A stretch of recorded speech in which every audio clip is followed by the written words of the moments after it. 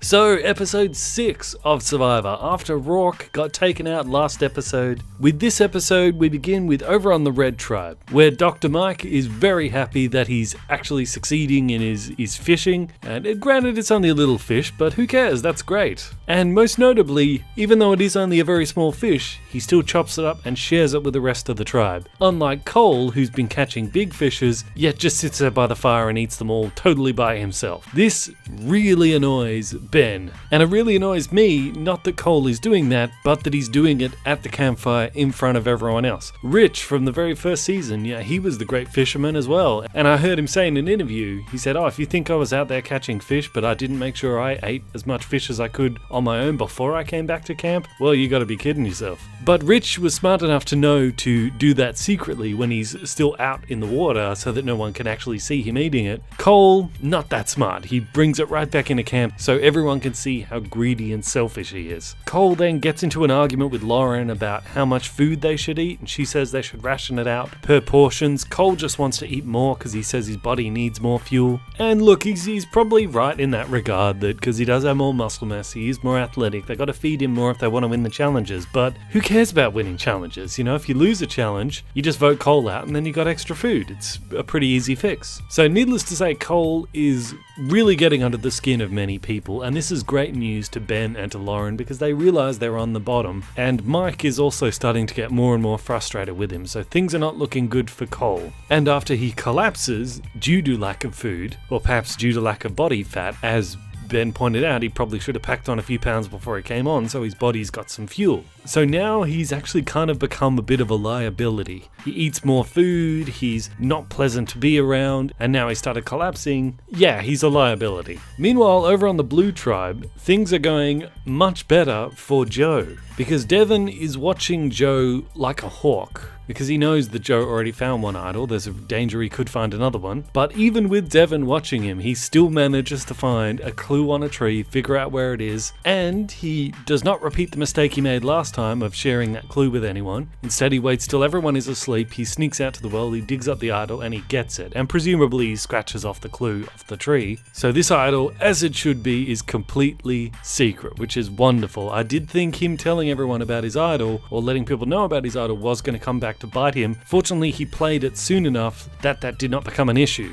I think you dodged a bullet there, Joe. But good job in finding this one, and good job in keeping it secret. Because he definitely does need it secret, because Ashley has succeeded in flipping Desi. It was set to be 2 versus 2, Joe and Desi versus Devon and Ashley, but by the looks of things, Desi realizes that Joe is only going to keep her around for as long as he needs her, or until he can get a better deal. So she's more than willing to turn on him, rather than go to a 2 for 2 rocks. So we'll have to see how Joe fares in the future. But the real story of the episode was in the Yellow Tribe, because it was Yellow Tribe that ended up going to Tribal. And they'd already gone to Tribal last night in voting out Rourke. And in returning from that vote, Ali was very, very, very upset with Ryan, and they went after each other very publicly. And Ali says that she now realizes that she can trust no one and she's on her own. Absolutely, Ali, you are on your own. Everyone's on their own. There can only be one sole survivor at the end. It does seem, though, that Ryan was being genuine when he said he was still hoping that he could work with Ali, because he said that to the camera in an interview. You don't lie to the camera, you lie to other players, but you don't lie to the camera. But because Ali was so angry in that moment, he thought, I just don't know if I can work with her anymore, and if I can't work with her, then she's someone who's a threat, because she might want to come back for revenge, so she might have to go. And this, I believe, is the true reason why Ali was voted out in this episode, but I'll save that for when we get there. At the reward challenge, JP's fantastic athletic ability won them the reward, and they all got to eat pizza. JP is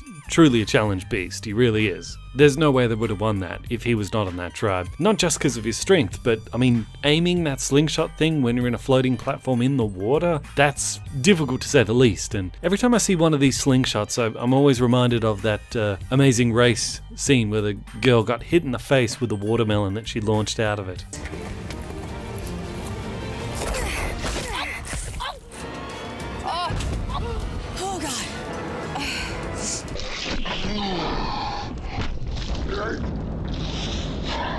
Every time JP shot, I was like, ooh, I hope that doesn't happen to him. Those things he's launching don't look very soft. But upon returning to Tribe, Ryan is weighing up the pros and cons of keeping JP around versus Ali. Because they smell in the air that there could be a merge happening very soon, and after merge is when the physical threats really come out of the woodwork because they keep winning individual immunities. So Ryan wonders if perhaps it would be better to get rid of JP now, but then of course Ali is a strategic threat later on. She could come back for revenge, so which is more dangerous? Which one should be taken out right now? That's what he's weighing up. And you know what? I actually don't particularly think JP is a threat to Ryan because sure, he might end up being a challenge beast and winning all the challenges, but I mean, let's face it, Ryan's not going to win a whole lot of challenges no matter what. So if you vote out JP, it's not like Ryan's going to suddenly start winning loads and loads of challenges, and same with like Chrissy either. They're not really going to win challenges anyway, so it doesn't really matter to them if JP does turn out to be a challenge beast. That would only matter to other people who were in fairly good shape, like Devon and Cole and Ashley. Like, for them, if JP gets taken out, then they may have a much better chance of starting to win immunity for themselves, so they're the ones that need to take out the big threats. But those who are not particularly good in challenges don't really have any need to get rid of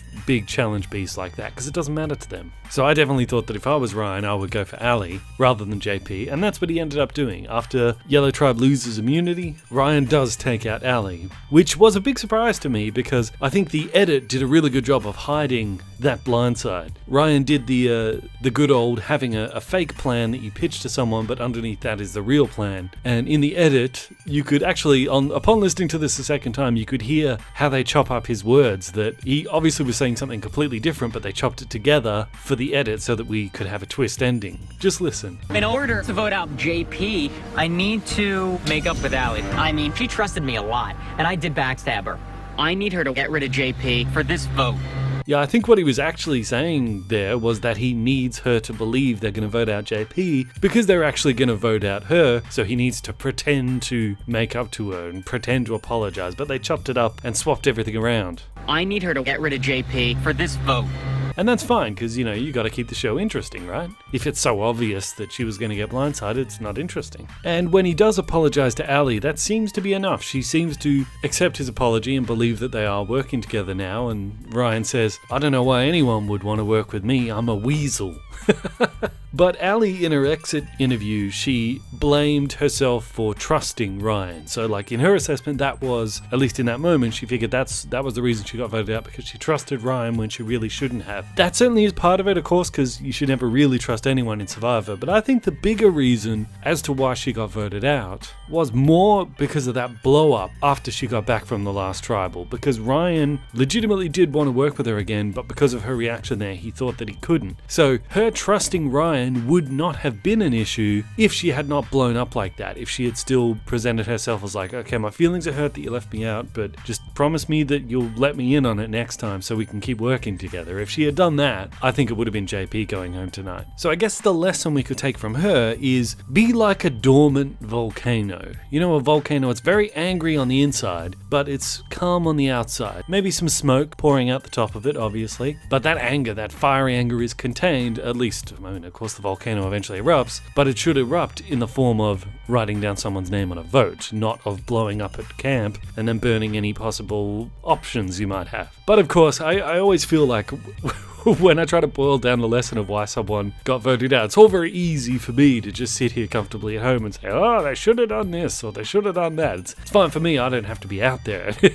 So I feel kind of guilty. I'm not trying to say I could have done it better. I'm just saying that this is the lesson that we Survivor fans can learn from this. You gotta hide your anger. And yes, I acknowledge that's much easier said than done. But nonetheless, that's the lesson we can learn from Ali's being voted out. So I hope you enjoyed this, guys. Please continue to share these videos around with your friends that are also interested in Survivor. And until next time, I will see you guys in the comments.